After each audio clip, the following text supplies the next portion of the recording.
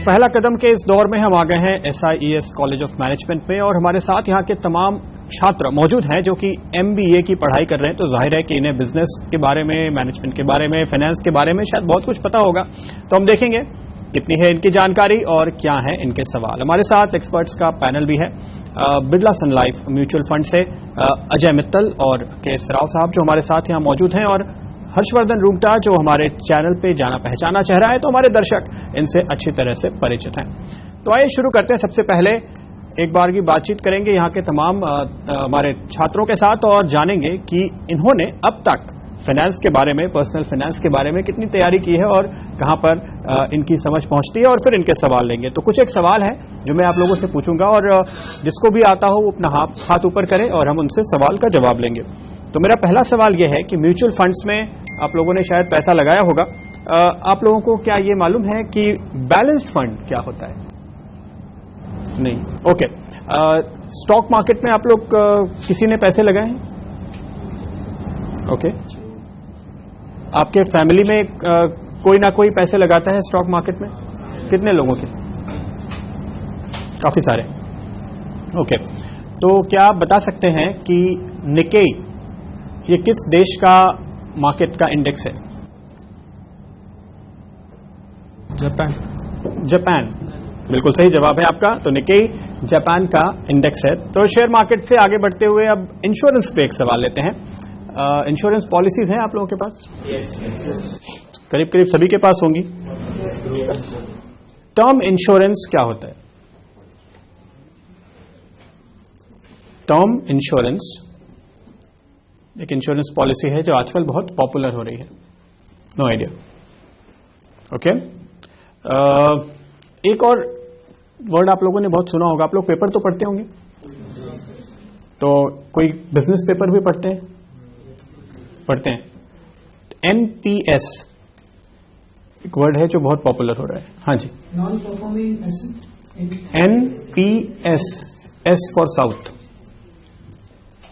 There national pension scheme. It's 2/3 correct. थोड़ा सुधारना चाहेंगे? 3 में से 2 वर्ड आपने सही बोले।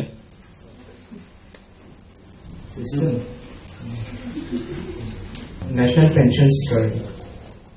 चलिए, it's new pension scheme. I will give it to you. Almost there, करीब करीब आपने सही जवाब दिया। बैंक अकाउंट तो सबके पास होंगे। एक्सिस बैंक नाम सुने? इसका नाम पहले क्या था? UTI bank. करेक्ट। तो सभी 3 लोग जिन्होंने सवाल के सही जवाब दिए वो अब हमारे सामने, हमारे बीच में आकर पहली लाइन में बैठ जाएं और हम आपसे फिर से कुछ और सवाल पूछेंगे। अगर आप इन सवालों के जवाब नहीं देते हैं तो हम देखेंगे और आपके दोस्त कौन इसके जवाब बेहतर दे पाते हैं, और फिर उसके बीच में से हम चुनेंगे कि ऐसे 2 या 3 लोग जिनको काफी अच्छी समझ है, ऐसा लगता है। तो चलिए सवाल जवाब का सिलसिला आगे बढ़ाएंगे और हमारे साथ जब आप 3 लोग अब आ चुके हैं यहाँ पे, अगले राउंड में आपके लिए पहला सवाल, इंडेक्स फंड क्या होता है आपको पता है? नहीं।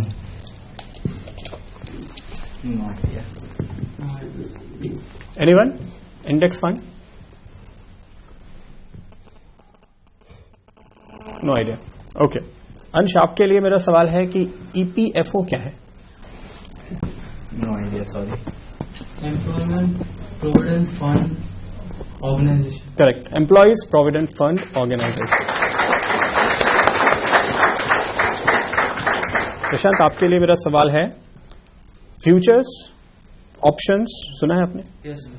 इनके लिए कोई एक कॉमन टर्म है? डेरिवेटिव। करेक्ट।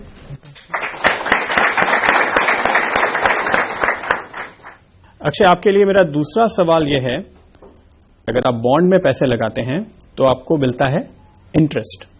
अगर आप शेयर में पैसे लगाते हैं तो आपको क्या मिलता है? You got it? और आपने सुना पीछे से? Okay, dividend is the right answer. अंश के लिए दूसरा सवाल है, PE क्या होता है? Sorry, no idea. Private equity and price पर earning ratio. Correct.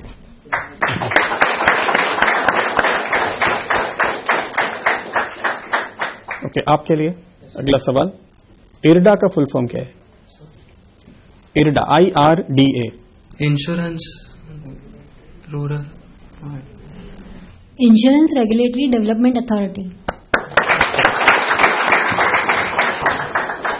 SIP. Systematic investment plan. That's correct.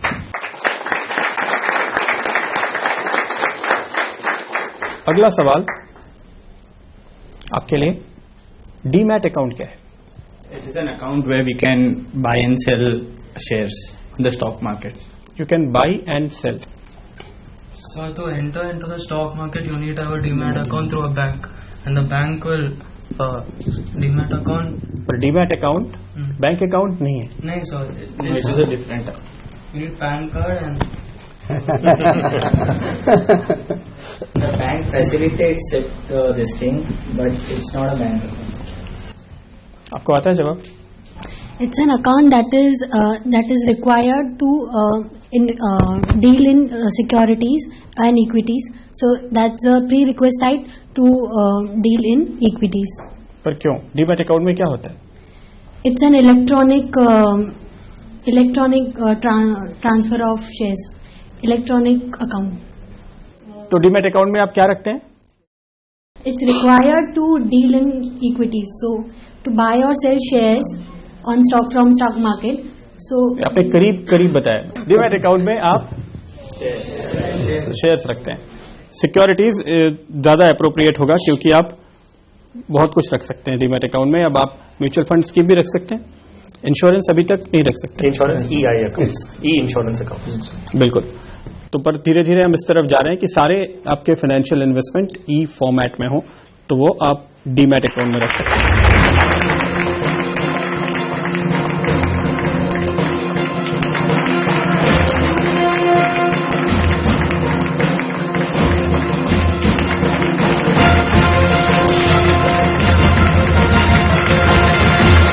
Index fund में है तो सबसे बड़ा बेनिफिट जो है, लाइक आज 5,000 रुपए में आप जो है 30 कंपनीज नहीं खरीद सकते. अगर आप जाएंगे एक शेयर भी खरीदें, एक शेयर भी खरीदेंगे, अगर इन्फोसिस लेते हैं वही 3-3,500 रुपए का. 5,000 रुपए में आपको 30 स्टॉक की बास्केट मिलेगी.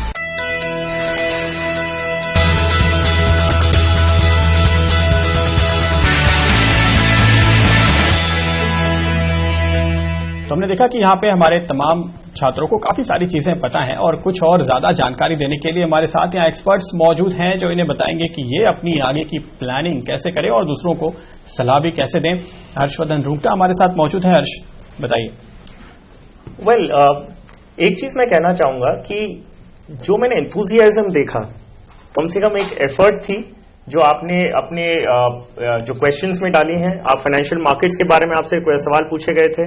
सो हमने देखा कि काफी लोगों को जो जवाब मालूम है. मैं प्राइज विनर्स को कंग्रेचुलेट करना चाहूंगा.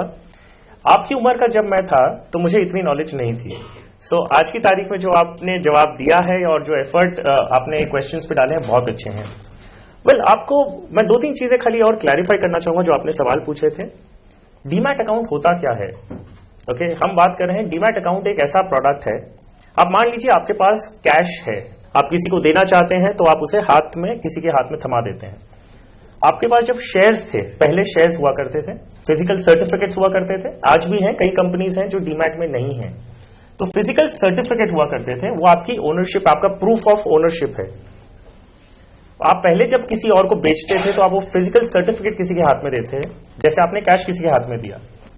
अभी आपके पास बैंक अकाउंट है जिसमें पैसे आपके बैंक अकाउंट में रहते हैं. तो जब आप किसी और को देना चाहते हैं, आप क्या करते हैं? एक चेक ड्रॉ करते हैं और वो चेक से ट्रांसफर करते हैं. तो आपके अकाउंट से जिसको आपने पेमेंट किया है उसके अकाउंट में पैसे ट्रांसफर हो जाते हैं, राइट? उसी प्रकार अभी शेयर्स जो हैं वो आपको फिजिकल फॉर्म में रखने की जरूरत नहीं है, आपको सर्टिफिकेट के तौर पर रखने की जरूरत नहीं है. वो आप डीमैट कर सकते हैं. डीमटीरियलाइजेशन जो डीमैट का फुल फॉर्म है, वो सर्टिफिकेट आप डीमैट कर लेते हैं तो वो आपके फिजिकल मोड में नहीं रहते, आपके इलेक्ट्रॉनिकली आपके अकाउंट में क्रेडिट हो जाते हैं. और ये जब आप शेयर्स बेचते हैं तो आप वहां से उसे ट्रांसफर कर सकते हैं. इन वेरी सिंपल लैंग्वेज, अभी जब आपको शेयर्स में डीलिंग करनी है, आपको शेयर्स खरीदने हैं या बेचने हैं, तो स्टॉक एक्सचेंजेस पे आप आते हैं. स्टॉक एक्सचेंजेस ने कंपलसरी कर दिया है कि अभी फिजिकल सर्टिफिकेट्स में वो डील नहीं करते हैं. तो इसके लिए जैसे आपने जवाब दिया, कंपलसरी है डीमैट अकाउंट होना अगर आपको शेयर्स खरीदने. सो अगर आपको शेयर्स खरीदने या बेचने हैं तो इसीलिए आपको डीमैट अकाउंट होना जरूरी है, क्योंकि उसके बगैर आप शेयर्स खरीदना या बेच नहीं सकते। सो दिस इज डीमैट अकाउंट। दूसरा सवाल जो हमने पूछा था, इंडेक्स फंड्स क्या होते हैं। हमने एक पहले सवाल पूछा था, शेयर्स में कौन कौन इन्वेस्ट करते हैं, कौन कौन निवेश करते हैं, तो हमने देखे थोड़े हाथ ऊपर आए थे। अभी हम बात करते हैं, हमने फिर एक और सवाल पूछा था कि आपके परिवार में कोई शेयर्स में इन्वेस्ट करता है क्या, तो बहुत सारे लोगों ने हाथ ऊपर किए थे। वेल, आप शेयर मार्केट और शेयर्स की जब हम बात करें, निवेश की बात कर रहे हैं, तो शेयर मार्केट में इन्वेस्ट करते हैं मतलब आप कोई कंपनी में निवेश कर रहे हैं, राइट? आपके परिवार, आपके पेरेंट्स कर रहे होंगे या जो भी कर रहा है। अब ये सवाल उठता है कि कौन से शेयर्स खरीदने हैं, राइट? आप कौन से शेयर्स खरीदेंगे, कौन सी कंपनी के? 5000 कंपनीज लिस्टेड हैं, तो आप कौन सी कंपनी के शेयर्स खरीदें? अगर आप एक्सपर्ट हैं, आप स्टॉक मार्केट ट्रैक कर सकते हैं, तो वो जो कंपनीज में जिसमें आपको निवेश करना है वो आप खुद सिलेक्ट करते हैं। और एल्स अगर आपको नहीं है, एक्सपर्टीज नहीं है, तो आप क्या करें? आप एक म्यूचुअल फंड की तरफ जाते हैं। What is a mutual fund? अभी अगर आप नहीं जानते कि कौन से शेयर्स खरीदने चाहिए, तो आप एक प्रोफेशनल ऑर्गेनाइजेशन है, एक प्रोफेशनल इंटरमीडियरी है जिसका नाम है म्यूचुअल फंड। आप अपने पैसे वो म्यूचुअल फंड को देते हैं। म्यूचुअल फंड का काम ही यही है कि वो एक एक्सपर्ट्स हैं, एक ग्रुप ऑफ एक्सपर्ट्स हैं जो मार्केट को ट्रैक करते हैं, जो रिसर्च कर सकते हैं, और उनके पास अलग अलग ऑप्शंस दिए गए हैं आपके पास कि आप ऐसी कोई कंपनी में निवेश करें जो सिर्फ ब्लू चिप कंपनीज हैं, जो इंडिया की वेल नोन कंपनीज हैं, जो लार्ज कैप कंपनीज हैं। तो आप लार्ज कैप फंड में अगर पैसे डालते हैं तो वो लार्ज कैप कंपनीज में निवेश करेंगे, और कौन सी लार्ज कैप कंपनीज में निवेश करना है वो फंड मैनेजर डिसीजन लेता है। कमिंग टू इंडेक्स फंड जो हमने बात की थी, इंडेक्स फंड होता क्या है? अभी आपको ये नहीं मालूम कि आपको कहां निवेश करना है। आपने सेंसेक्स और निफ्टी सुना है ना? सेंसेक्स क्या है?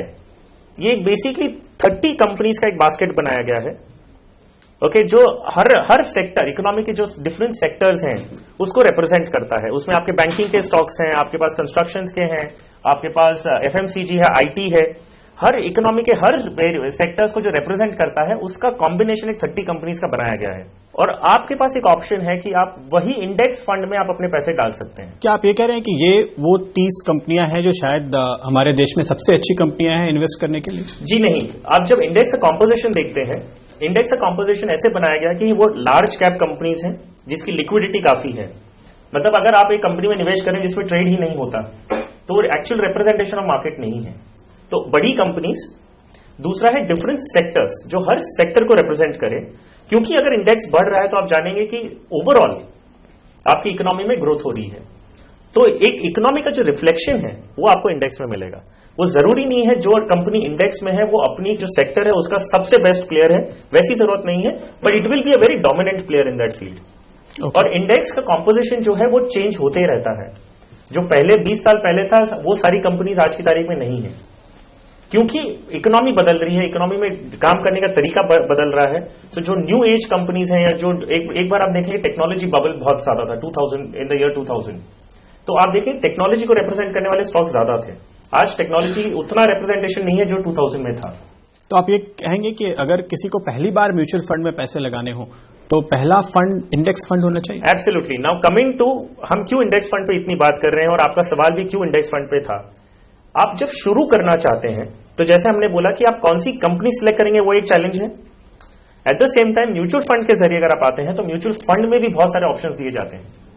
अब ये क्वेश्चन उठता है कि आप कौन सा ऑप्शन सिलेक्ट करते हैं, large cap, mid cap, small cap, sector funds, आप कौन सा ऑप्शन सिलेक्ट करें ना, वो भी जानते जानते आपको थोड़ा वक्त लगेगा। So the best part is जब आप शुरू करते हैं अपना निवेश, आप इंडेक्स फंड से शुरू करें। इंडेक्स फंड का एडवांटेज ये है कि एक तो आपको मालूम है प्री डिटरमाइंड 30 कंपनीज का पोर्टफोलियो है। दूसरा, जो फंड मैनेजमेंट कॉस्ट होता है, आप एक फंड मैनेजर को अपना पैसा दे रहे हैं, राइट, सो उनका एक फीस लगेगा, so that is called fund management charge. जो फंड मैनेजमेंट चार्ज है वो इंडेक्स फंड में सबसे कम है। सो आपका जो खर्चा लग रहा है वो सबसे कम लग रहा है। Less expenses directly relates to higher returns. So index fund एक इकोनॉमिकल मेथड है जिसमें आप अपना पैसा इक्विटी में लगा सकते हैं। तीसरा एक एडवांटेज है, ट्रैक करना बहुत आसान है। आपको फंड पर्टिकुलरली ट्रैक करने की जरूरत नहीं, इंडेक्स बढ़ रहा है तो आपके पैसे बढ़ रहे हैं। It's very easy to track, और आपको बार बार फेरबदल करने की जरूरत नहीं है, आप उसमें बने रह सकते हैं। तो एक आपका इक्विटी का निवेश शुरू हो जाता है और आपकी समझ बढ़ जाती है। तो ये अगर आपने म्यूचुअल फंड में निवेश का फाइनली फैसला किया तो अजय आप कुछ जोड़ना चाहते थे? इसमें जो इंडेक्स फंड में है तो सबसे बड़ा बेनिफिट जो है, लाइक आज 5,000 रुपए में आप जो है 30 कंपनीज नहीं खरीद सकते स्टॉक्स किसी भी इंडेक्स फंड के, या आप सेंसेक्स की जो 30 कंपनीज हैं अगर आप जाएंगे एक शेयर भी खरीदें, एक शेयर भी खरीदेंगे, अगर इन्फोसिस लेते हैं वही 3-3,5 हजार रुपए का। तो इंडेक्स फंड का फायदा क्या है? 10,000 रुपए में मिल रहा है, 5,000 रुपए में आपको 30 स्टॉक की बास्केट मिल रही। जितने म्यूचुअल फंड की कैटेगरी है सबसे कम रिस्क जो है लिक्विड फंड में है। लाइक उसमें किसमें इन्वेस्ट करा जाता है? Treasury bill. ट्रेजरी बिल होते हैं जो कि गवर्नमेंट के द्वारा इश्यू करे जाते हैं।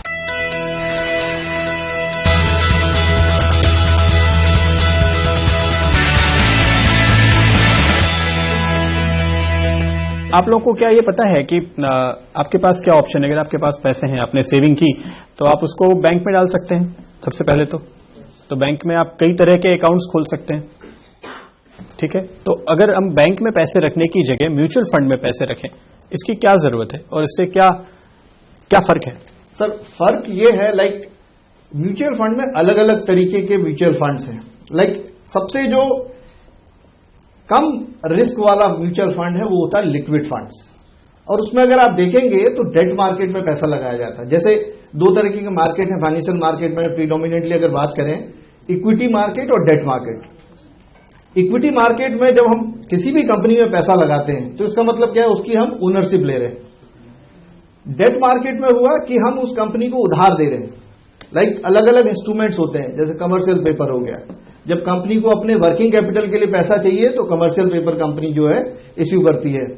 यह सर्टिफिकेट ऑफ डिपॉजिट्स हो गए जो कि बैंक्स इश्यू करता है। तो क्या है लिक्विड फंड में? लिक्विड फंड इन सारे इंस्ट्रूमेंट्स में पैसा लगाते हैं। जैसे ट्रेजरी बिल्स हो गया, ट्रेजरी बिल्स हो गए जो गवर्नमेंट के द्वारा इश्यू करे जाते हैं, 91 डेज के, 182 डेज के, प्लस 364 डेज के ट्रेजरी बिल्स होते हैं, 3 तरीके के।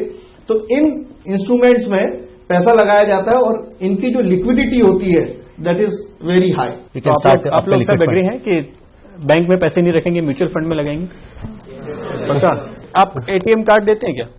सम of the fund houses ATM card भी मिलते हैं, आप एटीएम के कार्ड के माध्यम से भी पैसे निकाल सकते हो। इवन 1000 कभी भी चाहिए निकाल सकते हो आप।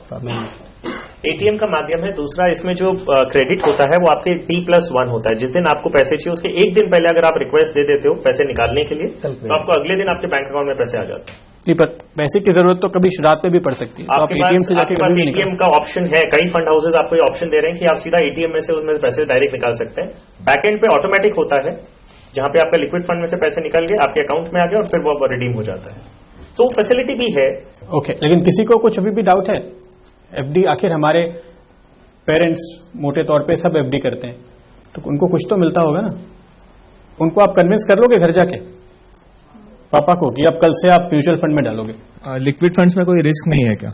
रिस्क सर लिक्विड फंड में देखिए रिस्क जो है इट इज वेरी मिनिमल। जितने म्यूचुअल फंड की कैटेगरी है सबसे कम रिस्क जो है लिक्विड फंड में है। लाइक उसमें किसमें इन्वेस्ट करा जाता है? Treasury bills. ट्रेजरी बिल होते हैं जो कि गवर्नमेंट के द्वारा इश्यू करे जाते हैं, 91 डेज, 182 डेज और 364 डेज के। Then certificate of deposits. अब ट्रेजरी बिल में अगर पैसा लगाया है तो there are very minimal chances कि उसमें जो है आपका जो है क्रेडिट रिस्क हो। क्रेडिट रिस्क होता है कि काउंटर पार्टी आपकी डिफॉल्ट कर जाए। तो काउंटर पार्टी यानी counter party in the sense issuer in the sense RBI जिसको लोन दिया है आपने वो बॉन्ड। हाँ जी, हाँ जी। तो ये तो सरकार है, करता है गवर्नमेंट के बिहाफ पे। टी बिल में सरकार है ना? हाँ जी, सरकार है, तो वो डिफॉल्ट नहीं करेगी। डिफॉल्ट तो उसमें credit party risk is not there, नहीं है। Then second is yes interest rate risk is there, that is also very minimal. क्योंकि इंटरेस्ट रेट रिस्क कब होता है ज्यादा? जब आप लंबे समय के लिए किसी चीज में आप इन्वेस्ट करते हो, कि जैसे लाइक बॉन्ड या इक्विटी डेट मार्केट में क्या होता है, अगर इंटरेस्ट रेट ऊपर गया, अगर सपोज आरबीआई ने इंटरेस्ट रेट बढ़ा दिया तो value of the bond is going to decrease, और अगर इंटरेस्ट रेट कम हो गया value of the bond increase हो जाती है। तो उस तरह से क्या हुआ, सिंपल सा लॉजिक है, इंटरेस्ट रेट रिस्क जो भी लंबी अवधि के बॉन्ड्स होते हैं या डेट सिक्योरिटीज होती हैं उनमें इंटरेस्ट रेट रिस्क ज्यादा होता है, और जो कम अवधि के होते हैं उनमें इंटरेस्ट रेट रिस्क कम रहता है। अब क्योंकि तो आप लिक्विड ये फंड कह रहे में हैं कि अगर मान लीजिए आरबीआई ने बैंक का जो इंटरेस्ट रेट है 1% से बढ़ा दिया, ऐसे होता तो वो चौथा ही है, पर मैं एग्जांपल के लिए कह रहा हूँ 1% से, तो 10 साल के बॉन्ड की प्राइस गिरेगी और 3 महीने के यानी 91 डे टी बिल की भी प्राइस गिरेगी, बट बहुत कम। 91 डे वाले की प्राइस बहुत कम, कुछ पैसों में गिरेगी, और 10 साल का बॉन्ड शायद 1-2 रुपए गिर जाए। तो इसलिए आप कह रहे हैं कि रिस्क कम है। लेकिन अगर आपको पता है कि आरबीआई रेट बढ़ाने वाला है, जब अभी तो इंटरेस्ट रेट कम हो रहे हैं, हाँ जी, तो ये अच्छा समय है, ये अच्छा समय। लेकिन जब बढ़ते हो उस टाइम थोड़ा रिस्क है। उस टाइम रिस्क है, उस टाइम अलग तरीके के बॉन्ड्स होते हैं, फ्लोटिंग रेट बॉन्ड्स। तो फ्लोटिंग रेट बॉन्ड्स क्या है, वो मार्केट के अकॉर्डिंगली ऊपर साथ चलते हैं। ओके, तो ये तो थोड़ा बहुत ज्यादा टेक्निकल हुआ क्योंकि डेट इंस्ट्रूमेंट्स की बात थी, लेकिन मैं बात कर रहा था इक्विटी फंड्स की। अगर आप आमतौर पर बात करें तो क्या वो एक रिस्क है जो हम ले सकते हैं? तो ये हमने कुछ अलग अलग इंस्ट्रूमेंट्स की बात की, लेकिन हर्ष ये बताइए कि आप ये जो सारे हमारे दोस्त यहाँ बैठे हुए हैं, जब ये कमाई शुरू करेंगे साल भर के बाद, ये पहला कदम लेंगे इन्वेस्टमेंट की दुनिया में, क्या ऐसी खास बात है जो इन्हें ध्यान में रखनी चाहिए अपनी शुरुआत से ही, पहले दिन से ही? वेल प्रदीप, अगर हम बात करें, देयर आर 2 एलिमेंट्स हैं जो आपका वेल्थ क्रिएशन की अगर बात करें, इन्वेस्टमेंट्स की बात करें, 2 एलिमेंट्स आते हैं। एक है आपने कौन सा प्रोडक्ट में निवेश किया है, और दूसरा है आपने कितनी जल्दी शुरू किया है। ये एग्जाम्पल मैं इनके साथ जो शेयर करना चाहूंगा और एक डिस्कशन करना चाहूंगा कि आप जब पहला कदम लेते हैं, पहला कदम सही लेना और जल्दी लेना और सही दिशा में लेना कितना ज्यादा जरूरी है, ये हम एग्जाम्पल के साथ एक डिस्कस करेंगे। आपका एक टीडीएस बोल के एक चीज कटेगा, टैक्स डिडक्शन एट सोर्स। आप उसे एक सेविंग समझ लीजिए वो इनकम मुझे आ ही नहीं रही है, अज्यूम दैट, और वो आपको कंपल्सरीली सेव करना है। अगर आप करते हैं उसका फायदा आपको ही मिलेगा।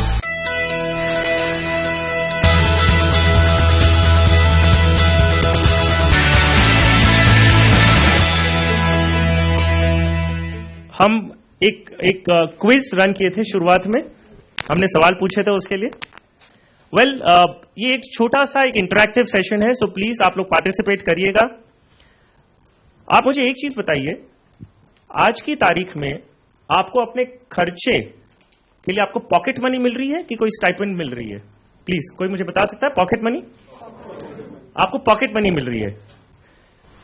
आज जो पॉकेट मनी हमें मिल रही है, हमने कभी भी सोचा कि हम उसमें से सेविंग शुरू करें, इन्वेस्टमेंट्स करना शुरू करें, कि खर्चे बचते ही नहीं है? I mean, कुछ बचता नहीं है, राइट? पहले ही माँ बाप इतना कम देते हैं कि कहां कुछ बचा, राइट? आप लोग सेविंग्स कर रहे हैं, कोई भी कुछ इन्वेस्टमेंट्स कर रहे हैं अपनी पॉकेट मनी में से? जी हाँ, कहां कर रहे हैं आप अपना investment? SIP in Birla Sun Life equity fund. Very good, thank you so much. ऐसे कितने हैं यहां पर जिन्हें ऐसे लगता है कि हमारे कुछ बचता ही नहीं है निवेश करने के लिए, कुछ इन्वेस्टमेंट करने के लिए बचता ही नहीं है? Can we have raise of hands? ज्यादातर कुछ बचता ही नहीं है, ठीक है। मैं आपको एक सवाल पूछूंगा, उसका हमें जवाब चाहिए। एवरेज एज जो मैं यहां पर समझ रहा हूं करीबन 20-21 ईयर्स की होंगी, राइट? अगर मैं आपसे एक सवाल पूछूं कि हम अगर 1000 रुपया हर महीने का अलग रखते हैं, 1000 रुपीज 30 ईयर्स के लिए, अबाउट 50 की उम्र में हम पकड़े कि हम 50 की उम्र में let's have some money in your hands, and retirement तो हम 40 में ही चाहते हैं आज की तारीख में, right? Nobody wants to work beyond that. तो ठीक है, हम 30 ईयर्स का एक टारगेट लेते हैं। हम 30 ईयर्स तक अगर 1000 रुपया हर महीने का हम 30 ईयर्स के लिए इन्वेस्ट करते हैं, और रिटर्न्स जो हमें मिलता है, हमने इंडेक्स फंड्स की बात की, इंडेक्स फंड्स का जो रिटर्न्स पास्ट का रिटर्न्स है, अगर हम वो देखें, किसी को भी आइडिया है इंडेक्स फंड ने क्या रिटर्न दिया है? इंडेक्स ने सिंस इंसेप्शन 17% कंपाउंडेड रिटर्न दिया है, 17%। कैसे, क्या? It's a different topic all together. आगे मिलेगा कि नहीं मिलेगा, past returns are not guaranteeing any future returns, लेकिन हम एक अनुमान लगाना है तो हम पास्ट का रिटर्न्स देखेंगे। लास्ट 30 ईयर्स का रिटर्न 17% रहा है, हम गिनते हैं 14%। हो सकता है आगे जाके नहीं मिले, कंजर्वेटिव होना कोई बुरी बात नहीं है। सो हम सेइंग हमें 14% मिलेगा, फेयर इनफ, ओके? ये कॉन्टेस्ट है, कंपटीशन है, प्राइस मिलेगा इसके लिए। आपको क्या लगता है 30 साल के लिए अगर हम 14% पे हर महीने का 1000 रुपया निवेश करते हैं, 12,000 साल का हुआ, कितना हो जाएगा फ्यूचर वैल्यू? कोई बता सकता है कितना हो सकता है ये 1000 रुपया महीने का फॉर 30 इयर्स? तो हमने निवेश कितना किया है? 3,60,000 रुपए। How much will it become? 14% की कंपाउंडिंग पे कितना होगा please? It should come to around 4,10,000. 4,10,000 रुपया होगा। Anybody else? Maybe 20 lakhs. प्रशांत ने कहा 20 लाख रुपए। जी हाँ, Approximately 11 to 12 lakhs. ओके, 11 से 12 लाख रुपया। Anybody else? Come on, guess तो करिए। आई मीन गेस करने में कुछ नहीं जाता, नेगेटिव मार्किंग नहीं है। It will easily reach 35 to 40 lakhs. अच्छा, कितने विनायक से अग्री करते हैं? 35 to 40 lakhs। आप सब अग्री करते हैं? कितने अग्री करते हैं कि 11 से 12 लाख रुपए होंगे? Okay, so let's see. Amount है 48 lakhs। पॉइंट जो मैं बताने की कोशिश कर रहा हूं, आप 1000 रुपया महीने का 30 इयर्स ले जब निवेश करते हैं एट 14%, जो वेल्थ आप 30 इयर्स के बाद क्रिएट करेंगे दैट विल बी 48 lakhs। अब मुझे सवाल वापस पूछना है आपसे, जिन्होंने कहा था कि पैसे बचते ही नहीं एंड में, महीने के एंड में, आप चाहें, अब सोचिए 500 रुपया तो चाहे तो निकाल सकते हैं निवेश करने के लिए। कर सकते नहीं कर सकते? अभी उन सब जिन्होंने कहा था कि बचते नहीं है, फिर से हाथ ऊपर करिए। अभी आप ही जवाब दीजिए। आप जो फ्रेंड्स के साथ बाहर जाते हैं, 500 रुपए तो ऐसे ही लग जाते हैं। अगर आप चाहें 500 रुपया कर सकते हैं, नहीं कर सकते? सवाल फिर से आपके लिए, यह है आपका पहला कदम, यह है आपका पहला कदम। हमने आज तक किया क्यों नहीं? क्योंकि हमें लगता था 4 लाख रुपए मिलेंगे, हमें लगता है 11-12 लाख रुपए मिलेंगे, हमें हमारे पैसों को मकसद नहीं मिला था। Right? So Vinayak is the winner of this.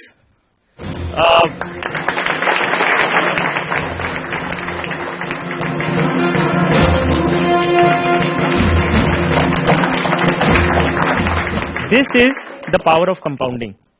पहला कदम, जब हम बात कर रहे हैं पहला कदम होता क्या है, अभी आपके पास एक एडवांटेज है क्योंकि आप ये कैलकुलेशन जानते हैं, आप एक पॉकेट मनी जनरेट कर रहे हैं ऑलरेडी, आगे जाके आप सैलरी जनरेट करेंगे। द मोमेंट यू ज्वाइन, आप जब वर्कफोर्स ज्वाइन करते हैं, मेक श्योर कि आपका एक टीडीएस बोल के एक चीज कटेगा, टैक्स डिडक्शन एट सोर्स, वो तो कटने ही वाला है। आपको सरकार को टैक्स भरना है। आप अपनी इनकम का 10% आप उसे एक सेविंग समझ लीजिए वो इनकम मुझे आ ही नहीं रही है, अज्यूम दैट, और वो आपको कंपल्सरीली सेव करना है। अगर आप करते हैं उसका फायदा आपको ही मिलेगा, और ये जरूरी है कि आप जब निवेश करें आप एक सही प्रोडक्ट में भी करें। राइट? सो दिस इज पहला कदम for you. This is the most important lesson, that you start early and you start right. So what is the minimum amount we need to invest for funds? Okay. Minimum amount जो आपको start करना है वो है 100 rupees. आप 100 रुपए से भी आप अपना निवेश हर महीने का शुरू कर सकते हैं, और for no other reason but just for the sake of discipline I will advise कि आप 100 रुपया तो शुरू करें। बाद में आपको बढ़ाना है, आप बढ़ा सकते हैं। वो 100 रुपए से आपको जो लर्निंग होगी, आपके पास जो स्टेटमेंट्स आएंगे म्यूचुअल फंड के, आप उसे ट्रैक करना शुरू करेंगे। Right? So at least that learning will also happen at the same time. आप 30 साल काम करने वाले हो बाहर, अगर और एक 30 साल आप जीने वाले हो, एंड अगर से ये फर्स्ट 30 इयर्स आपका इनिंग्स ठीक से नहीं खेल पाओगे, देन दूसरा इनिंग्स तो you can't even think of it.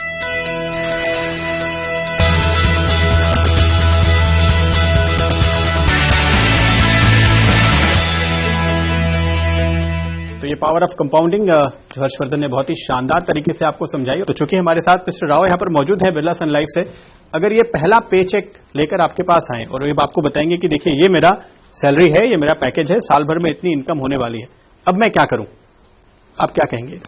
शायद मैं पहले आपको फर्स्ट चेक जब मिलता है आप क्या करने वाला हो वो क्वेश्चन मैं पहले पूछने वाला हूँ. If you get that first cheque next month, your payment cheque, your monthly, your first पे cheque, what you do with it? Any answers? I would give it to my parents. Fantastic. मैं अपने dad के साथ बैठकर discuss करूंगा कि कितना save करना चाहिए और कितना इन्वेस्ट करना चाहिए और कहाँ पे इन्वेस्ट करना चाहिए. झूठ बोल रहे हैं. हम जैसे नो देश में डिफरेंट पार्ट्स में जाते हैं, पूछते हैं ये क्वेश्चन, अलग अलग जगह अलग अलग आंसर मिलते हैं. Like when I go to South India, I get your answer, I give it to my mom. जैसे मिलते हैं मैं मुरुगन टेम्पल में देता हूँ. I come from a town Bangalore, जैसे I will go and give my first cheque a party to my all friends into a pub. And when I go to Delhi, they say, I'll buy my bullet, favorite vehicle. I am holding for it my dream car, dream vehicle. I'll go and give an EMI for it. This is each of us will think differently. But आप लोगों को इतने, how many of you like 2020 cricket?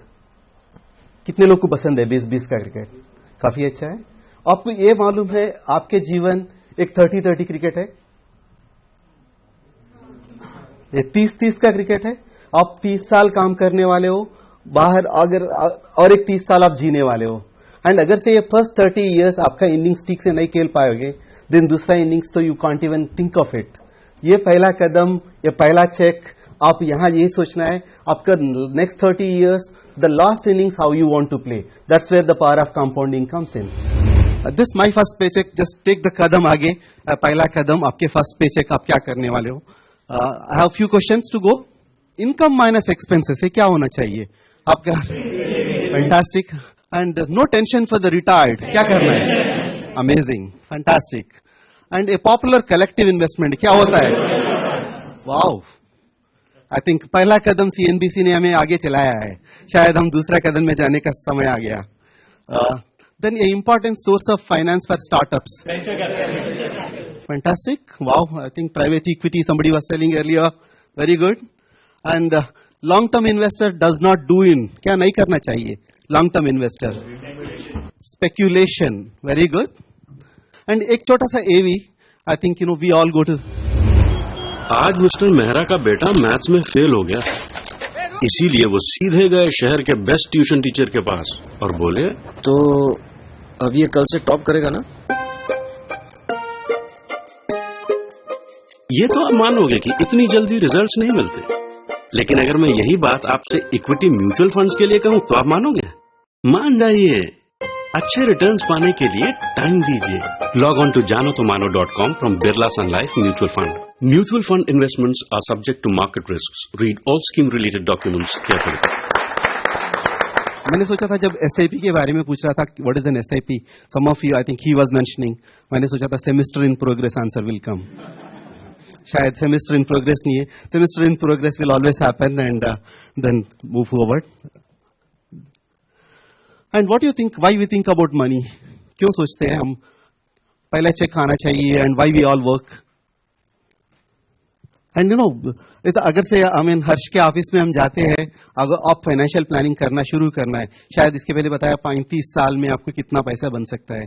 शायद he will tell you should start investing before even you are born. Right? Yes, Harshji, that's a possibility. But how many of you feel आप लोग अभी late है? शायद हर्ष was very nice to you. He said, I do not know when I was at that age. But मुझे पता है हर्ष जी father would have invested much before because he comes from that family. And how many years you are late already on investments? 5 years. आपको Warren Buffett का नाम पता है? Yeah. Do you know at what age he has invested?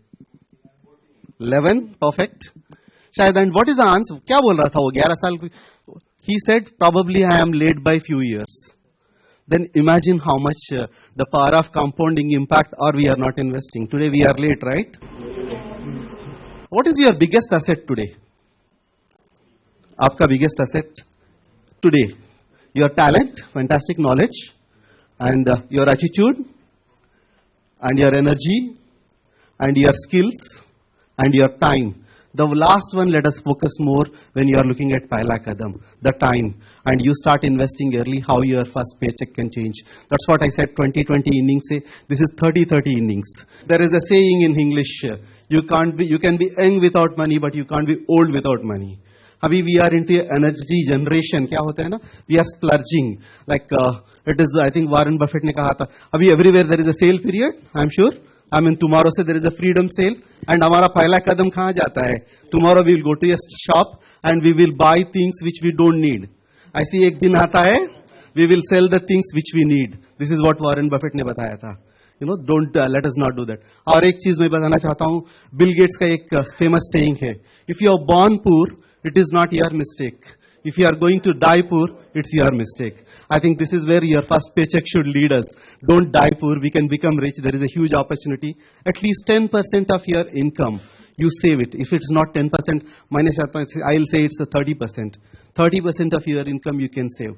Income minus expense is equal to savings, and that will go to investments towards your financial goals. What are the goals you have? And why we save money? How many of you are having a goals? Abhi iPhone 6, we want to migrate to the next phone, right? For that we need, that's a goal, absolutely. Enjoy your life, I have seen. But you know how you can buy that goal के लिए, how you can invest. I think, you know, when we do ABCD, financial literacy की भी बात करते हैं, हम ABCD की बात करते हैं. ABCD की financial literacy की जरूरत अलग ABCD की तरह है. वो ABCD क्या होता है ना, आपका aspirations, आपका बजट्स एंड आपका बैलेंसेस कैसा होना चाहिए, एंड आपका कमिटमेंट्स क्या है, आपका डिजायर्स क्या है. But when we come to the college, when we say what is ABCD, they say always bunk classes dear. That is the ABCD for us. I think then these aspirations, we can just change this equation, your life will become better. Instead of income minus expenses, you change income minus savings, then go to the expenses, then you become better. That's the whole essence of my first paycheck to take towards.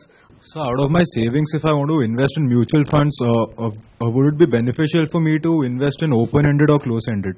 It's a very good question. I think first of all, open-ended and close-ended. Open-ended is always good for you because money is available to you anytime. But close-ended fund is also works for you when you have a goal for 5 years and you don't want to touch your money for 5 years. Then close-ended will go. Mutual fund क्या करता है, investment objective के आधार पर लोगों से पैसा इकट्ठा करता है अलग अलग स्कीम के लिए, और उस पैसे को, जैसे सपोज मेरा है कि मुझे रिस्क कम लेना है, तो आप जो है लिक्विड फंड में इन्वेस्ट करोगे. आप कहते हो नहीं, मुझे अच्छा रिस्क लेना है, जो सबसे हाई कैटेगरी रिस्क फंड्स होते हैं उन्हें कहते हैं सेक्टर फंड्स.